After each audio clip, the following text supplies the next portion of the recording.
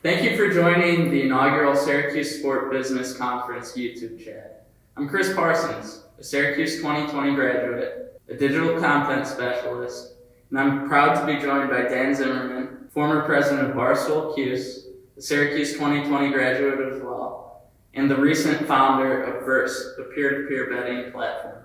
Dan, how are you doing today? Thanks, Chris. It's good to be here. I always imagined we would interview each other for something. Yeah, exactly. It's a little sooner than I thought, but I guess, First of many. get out in front of it. Yeah. Absolutely.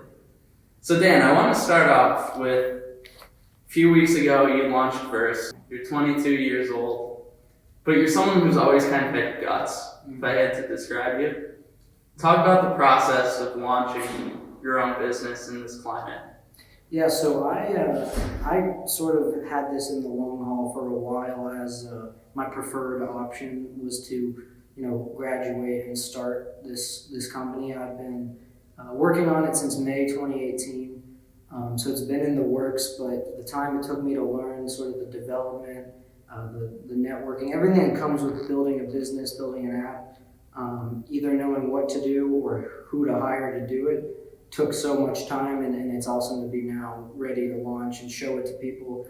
My close friends have known it as a part of my personality for the last 2 years, which is cool because they're the first users on our tests. So it feels great. I was a sport management major and a high school minor, and we were required to do a capstone for one of our final semesters. So I did not have any plans to miss half of my senior year doing work because that's what the rest of my life was for. So I immediately scrambled to figure out how to avoid doing that. I settled upon what was a great opportunity with a company called Thuzio in the summer, which allowed me to graduate early in December of 2019. And so I've been working full-time on this, using the school's resources, really on Verse Gaming for full-time for 6 months. So it's great to really finally be at the point where I can show people.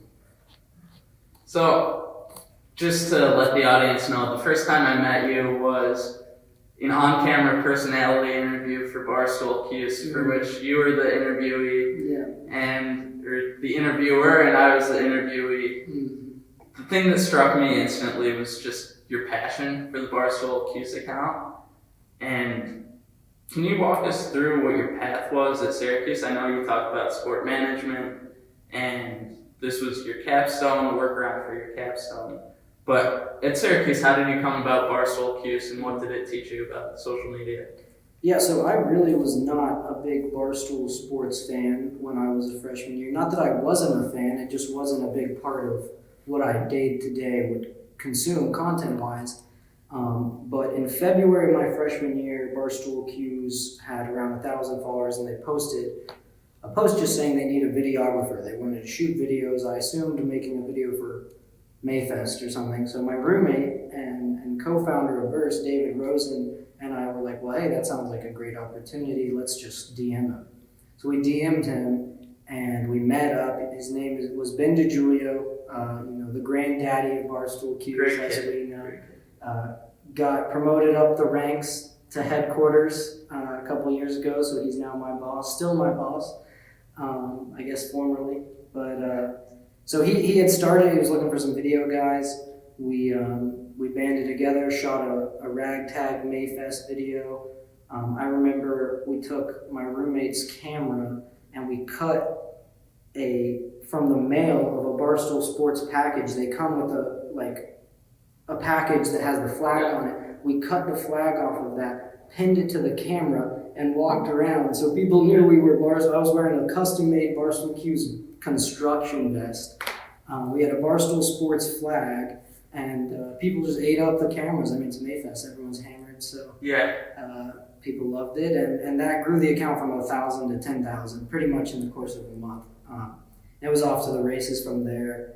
Before Barstool Cuse, I came in as a hot-headed freshman looking to start something, and so I looked into the analytics program that Syracuse offers, and they had a sabermetrics club for baseball analytics. Didn't interest me, but basketball analytics did, and so I teamed up with Shane Sanders, who's one of the two professors of sport analytics, and we created the Basketball Analytics Club. So that was sort of my full-time gig freshman year up until Barstool, and even so, Barstool was a small time commitment.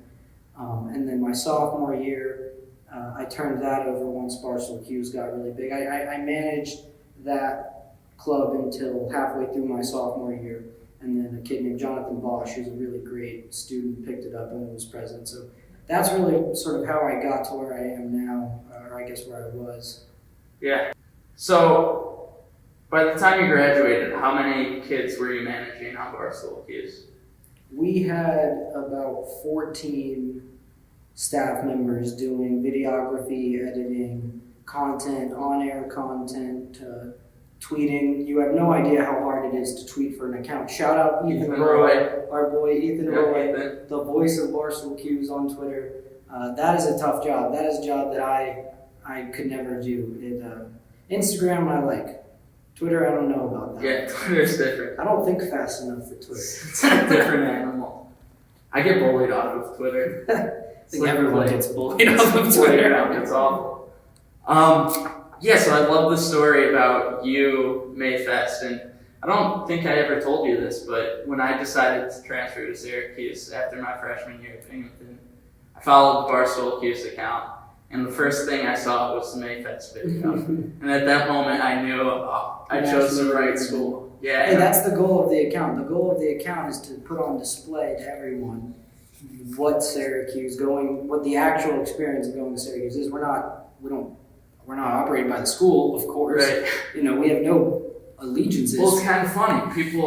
I think there are legitimately people who think that we might be associated with the school. That's and I would like to apologize to the school for anyone who who thinks that we are related, because we are not at all. But Barstool Q's, it's funny because every March we get 4,000 new followers because those are the kids who decided. A lot of those come in December when they apply. Yep. Because that's one of Barstool's biggest successes is the Vice Rector. I don't think it gets enough credit. I think in 5 years people will look back and say no other company had close to the reach on this demographic as the Vice Rector program, and we all work for free. So back to that video, you talked about how you took a wrapper for packaging and turned that into a big banner for your video. Yeah. One of the things I like about you is that you take limited resources and you make the most out of it, turning 1,000 followers into 44,000 by the time you graduated. How would you talk to students and young professionals watching this about maximizing resources? When you're a student, you really might not think you have a bunch of resources, but really working them to your advantage so you can shine as a young professional rather than just a student. Definitely, and specifically to Syracuse, I've always had this opinion that I'm not really here for the in-classroom education. I'm here for the opportunities, the community, and really, I think what people discount about college is supposed to make people competitive. You're going to be competing for the same jobs, right? You have to do something to set yourself apart. I was not content with pursuing a cubicle life. So I think with students, one thing about Syracuse particularly is it's so rich in networking, in resources, like both in-person and digital. I mean, you can find almost any software for a discount, if not free, using your SYR as well. And I have to talk about the Blackstone Launchpad, which is basically a Launchpad incubator in Bird Library. Blackstone funds it as well as the school, and it's been instrumental in my work with Verse. They really are a one-stop shop for great advising, counseling, quotes, accountant, office hours, legal advice. You can get it all through the Blackstone. So if your goal is an entrepreneur, the Launchpad is really the one-stop shop. But whatever your goals are, you really can't look at every class you go to is X amount of dollars. Because it's really, your tuition is a ticket to the game, which is the semester or the year. And what you make of that is up to you. So some people see college campuses as a vibrant market for sales, clothing sales. Like startups all the time are able to use the local energy for that. But no matter what it is, you can find the resources through what is provided in your tuition, and that's way more than just being able to email a professor. All right, so you said something interesting there, Dan, about the college campus being something of a test market for companies and students. I want to key in on that a little more with the idea of controversy and college being a safety net beyond just a test market. Barstool Cuse, obviously it's tied to the Barstool brand, and that's a controversial one in some circles. That being said, do you think courting controversy in your extracurriculars made you grow? And is controversy something that young professionals should use when they have a safety net?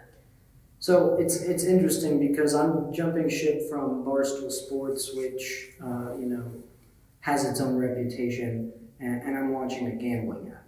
So I don't pass any purity test with a VC firm, that's for sure. But the thing I see about Barstool is you can have your opinion about Barstool Sports. I think most of the serious issues, if you just speak to employees that work there, can be dismissed. But in general, we are under the Barstool Sports brand, but we are the ones, students of Syracuse have posted everything that's ever been posted on Barstool Cuse. We have the ability, or not the ability, the awareness of what we're doing. And so I don't see Barstool Cuse as a sort of trying to ignite any sort of controversial flames. I think we walk a fine line of being an intersection of information and content about Syracuse for students, and being a satire site that makes fun of everybody. So the point of making fun of everybody is that nobody gets special treatment. And I think some of the main problems with Barstool Sports is people think that people should get special treatment, when the point of satire is, of course, to satirize. So I think with Barstool Cuse, we've done some things different from headquarters. I know the Barstool Smoke Shows was a series they liked to do. When I joined, I canceled that for our account. I don't think we need that sort of content. I don't think there's a place for that content right now, really, in general, but I also don't think specifically to Syracuse that anyone was interested in that. And one of the things we pride ourselves is we have a very high male and female to male ratio compared to other Viceroy accounts, because I think we provide content to everybody. Like, the only prerequisite of it being interesting is if you go to or are from Syracuse. Like, that's the only thing that makes you have to be, to be involved. So one more question about Barstool Cuse. It's our shared, it's what we worked on together, but I don't want to dwell on it too much. One last thing though. One of the great joys of being on that account was watching you interact with business owners, Syracuse athletes, Justin Knight, the Syracuse cross-country runner, and even beer distributors we've had meetings with. Yeah. And you just exuded such confidence. Can you talk about what should be going through a student's mind when he or she is in an important meeting, and how to set yourself in a mindset that's greater than a 20-some-year-old? Definitely. So the only way I've ever been able to motivate myself to do good work is if it's work that I want to be done well.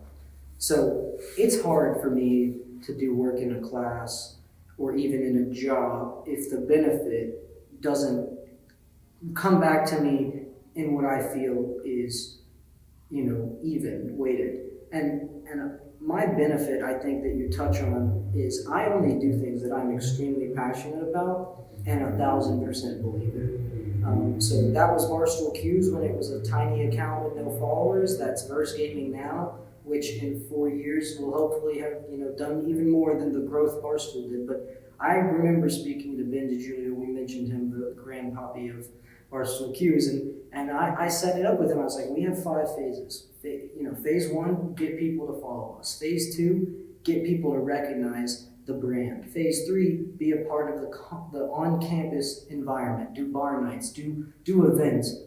Phase 4, become literally relevant in the atmosphere. Talk to athletes, shoot content with people. And then phase 5 is just autonomous content. Create TikToks, create Instagram. We've hired, shout out Lily Monahan, Jared Pohl, Marty Hirschberg. We've hired some great people that we get to, every time we put an application out, this, we get a bunch of applications from really some of the best sort of, what I would say, potential future employees of other companies. You know, like we get some great people to apply for us, and I've had the privilege of reviewing those applications, you know, accepting some of them, denying some of them.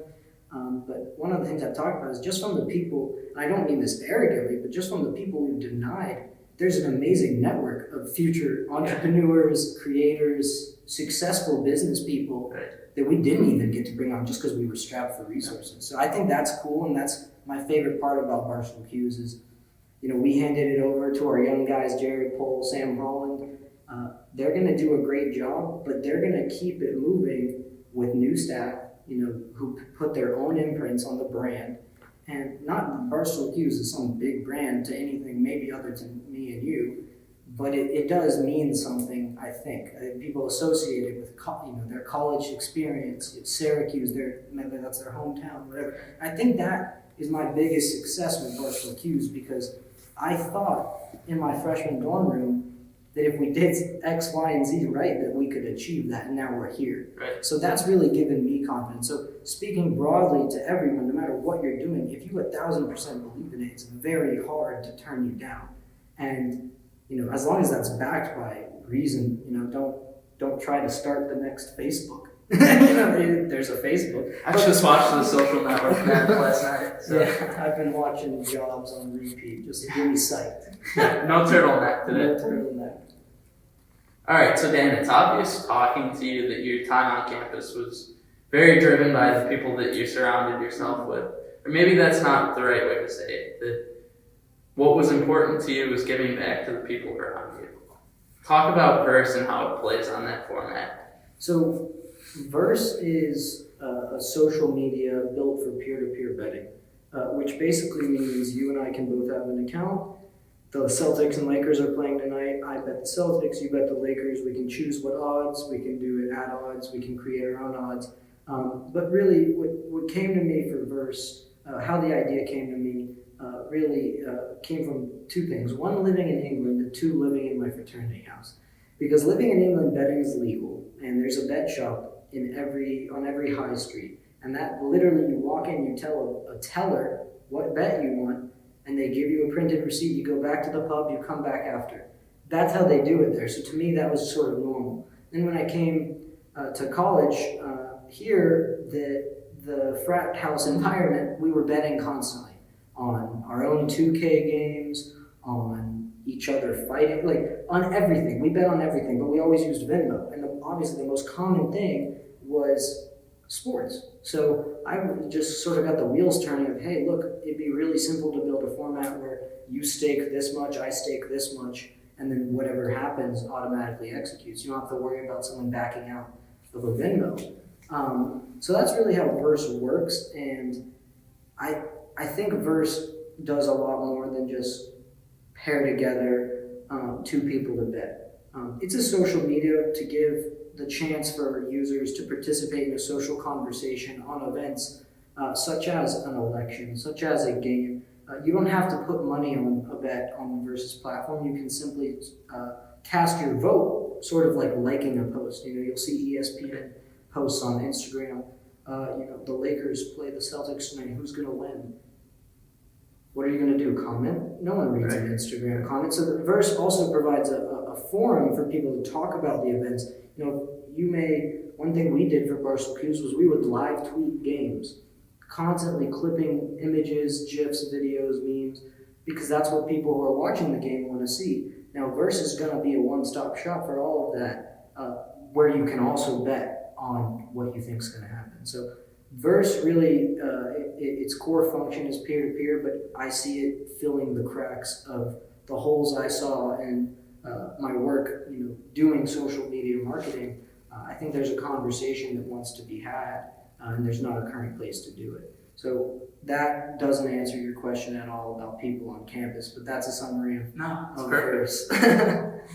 So talk more about the cultural stuff. Mm-hmm. You mentioned the UK, and it's very interesting how they operated over there, and there's a taboo, like you're saying, in your house. It was all between people behind closed doors with betting. Talk about some of the cultural shifts that you're seeing in sports betting, or betting in general. You can take it to politics, whatever. And where do you see Verse fitting in the next 5 years with sports betting in the United States? Definitely. So one thing about sports betting that I don't think people realize is you got to cut off sports when you talk about betting, because sports is a way to bet. But there are already a million people that bet on poker, bet on horses, racing. I know it's a sport. Yeah, horses. I love horses. You get what I'm saying. People, right. You can't. There's nothing stopping you from betting on things. So one of the things I think about with Verse is just from a pure content aspect, offering odds on things to happen that maybe are fantastical and are never going to happen is entertaining. What are the odds that Mark Cuban actually is president? What are the odds Elon Musk runs for president? Now, we're not actually no one's putting money on this, but the conversation around how people gauge things, I find fascinating that odds are the numerical representation of what the public thinks is going to happen. Now, the thing that differs between Verse and the casino setting odds is a casino sets odds for people to bet against in a way that guarantees that no matter the result, they will make sure they save themselves a buck or make themselves a buck. With Verse, we're able to create what we call Verse odds, which if you and I are betting and the favorite is minus 400, the favorite is minus 600, and the underdog is plus 400. The reason those are not even is because the casino has to make money depending on what happens. We're able to offer the favorite at minus 500 and the underdog at plus 500, basically giving you a better deal because we evened the odds. Verse doesn't need to take a rake of each bet.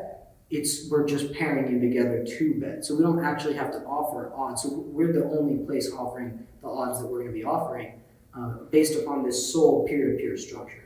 And that's what intrigues me about Verse is our ability to, there's no consensus odds maker in the betting scene. I'm not saying Verse will become that. I'm saying Verse will bring to the forefront of social media, just as Barstool has in some of their betting content, but more so their reposting content. We're going to bring to the forefront of social media what betting can do, even if you're not betting money. Just odds, just the conversation that comes from who's favored, who's underdog. That shouldn't come from some old guy in Las Vegas whose job is odds maker. That should come from the people. And that's what Verse sets out to do, is really decentralize odds in a way that I can check my phone just like I check Twitter for news, and I can see what the public opinion of this game, this election, whatever it may be. I can check that on one platform. So Dan, you're hitting on something interesting there. For the past 4 years, you've had your finger on the pulse of maybe one of the biggest social media brands and seeing how that grows. Mm-hmm. With Verse, you're steering into the technology and sort of the big macro trends. Talk about something you see coming up in technology and media in the next 5 years and how students, professionals watching this can prepare.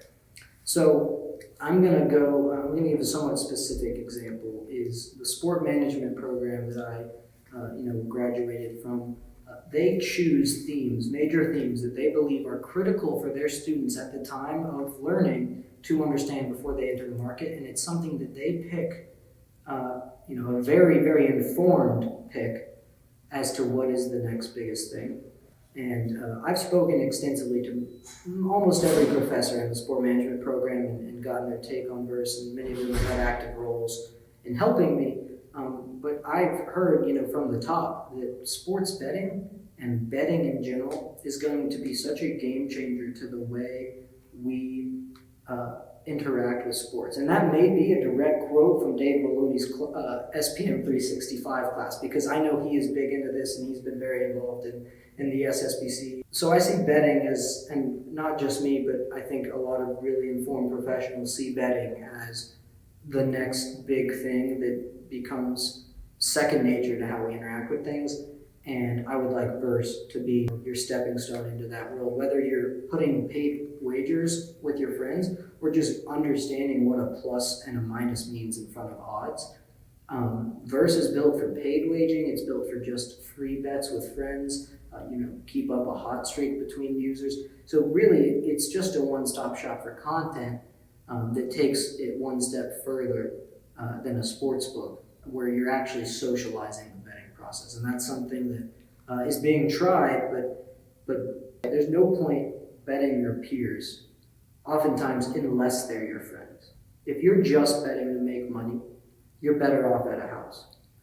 But with Verse, you're able to bet both for the fun of the experience and the potential to really win money. So we see that no matter your approach to gambling, and I think that a lot of the professors preach this as well, is it's going to be integral to the way we do things. So I think the SSBC is a great testament to, obviously the conference's first theme was going to be, and currently is, gambling.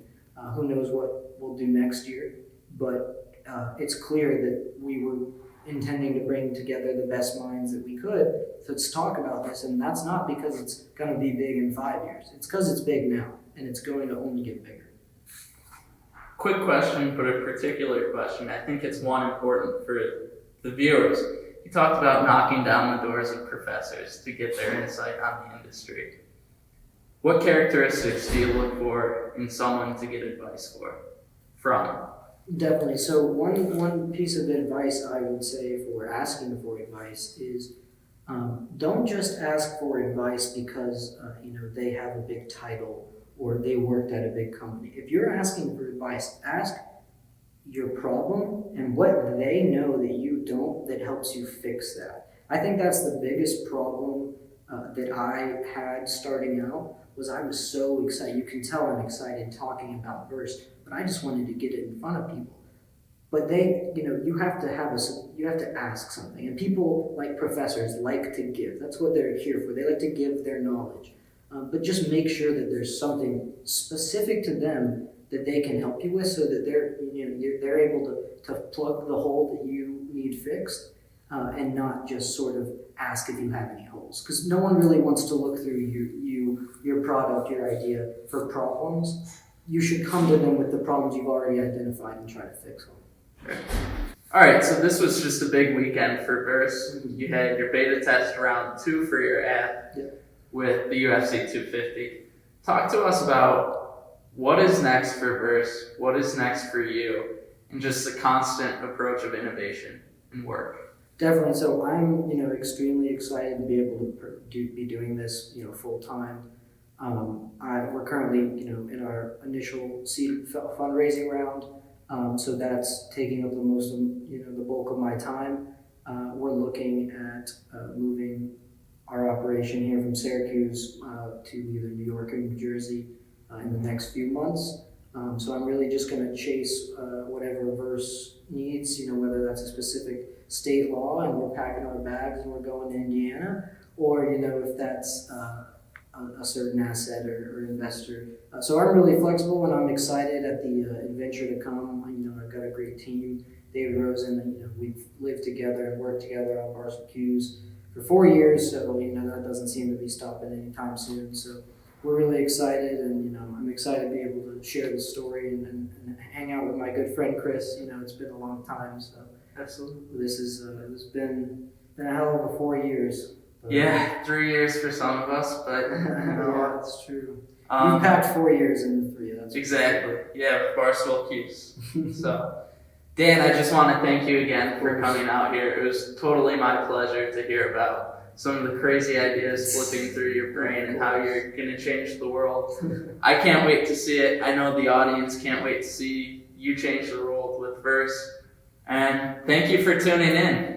Check out in the description below. We'll have our contact information, LinkedIn, and all of that good stuff. Yep, and thank you, Chris. This is awesome to be able to do this under the SSBC, format that you've worked so hard and you've built this up. And I'm hardly close to the most impressive guest y'all have had on, so that's a testament to your work and Ben Alon's work and the whole team. So great job there, and it's going to be exciting the next few months. So. Absolutely. We'll see you next time. Bye.